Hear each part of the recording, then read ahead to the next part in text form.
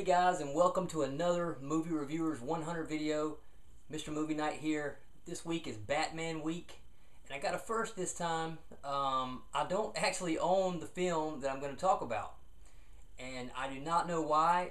There's multiple versions of it out. It's on Blu-ray. It's in a blue book form. I just, for some reason, haven't picked it up yet. But yes, folks, it's Batman week here on the Movie Reviewers 100, and I'm going to talk about Tim Burton's 1989 classic, Batman. Now, the reason I chose this, and I realized that, The Dark Knight is an awesome film. Batman Begins, it's incredible too. There's been a lot of great Batman films, but for some reason, this one from '89 just stands out a lot in my mind. First of all, I saw it in the theater, in a packed theater on opening night, I believe in South Carolina, and Danny Elfman's music that starts with that dark, ominous tone, just fantastic. And the way the camera in the beginning credit sequence flies through the basically the Batman symbol, it's turning all these tight corners, and then you're kind of like, what's this? But it's cool looking, and then it all just flies out, and then bam, you're inside the Batman logo. So that's kind of a really cool start to the film. Now I understand that credit sequences don't really make a film. But however, I did enjoy the film. Another reason is because it has Jack Nicholson as the Joker, who's one of my favorite actors. So yeah, that's great. Michael Keaton plays Batman. Of course, it has Kim Basinger that plays Vicky Vale, who's a reporter, and a lot of other appearances by people such as Billy D. Williams, has Jack Palance, and just a plethora of different actors that some of them have obviously bit parts, and but they all kind of play together to make this a nice dark film from Tim Burton, and in his classic style. And I tend to love Tim Burton stuff. But anyway, basically you have Gotham City, which is a city that is obviously a fictional city, but it's kind of overrun by crime. The police department, the DA, and the commissioner, it's all corrupt.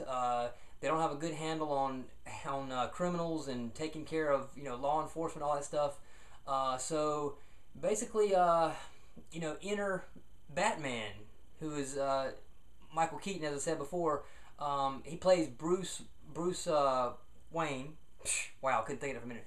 Bruce Wayne, who is now billionaire playboy, living in Gotham City. And when he was a kid, he witnessed his parents murdered in cold blood on the streets of Gotham City. As he grew up, he decided, I guess, to take matters into his own hand and stop the Joker, who is Jack Nicholson's character, and his name is Jack Napier, was his real name, and he was somehow involved in a chemical plant fire that left him disfigured.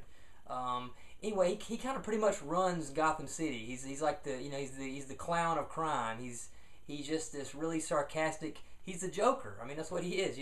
I mean, you guys know what the Joker does. I mean, he's bad. He's very sarcastic and laughs maniacally and does bad things.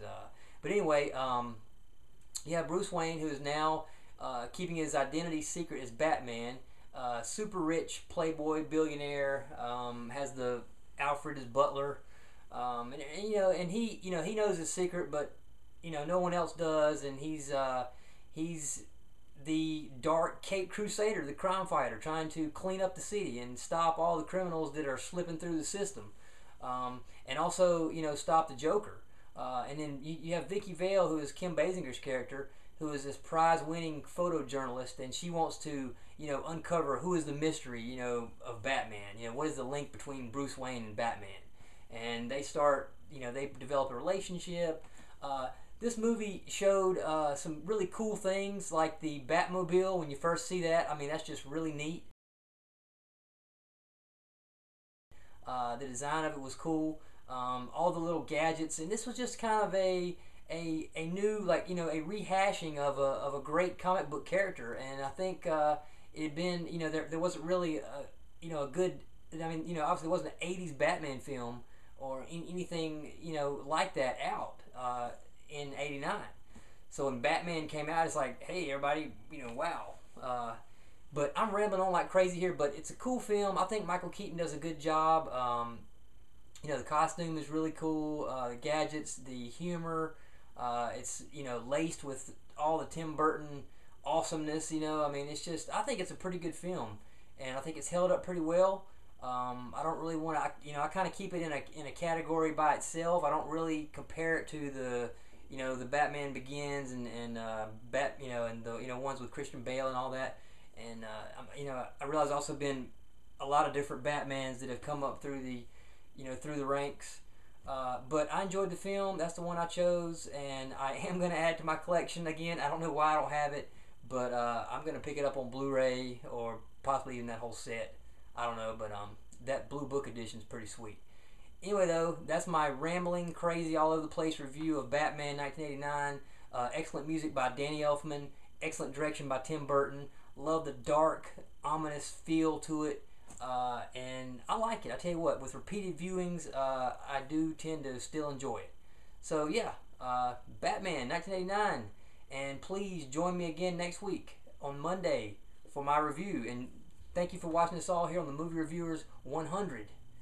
Peace out.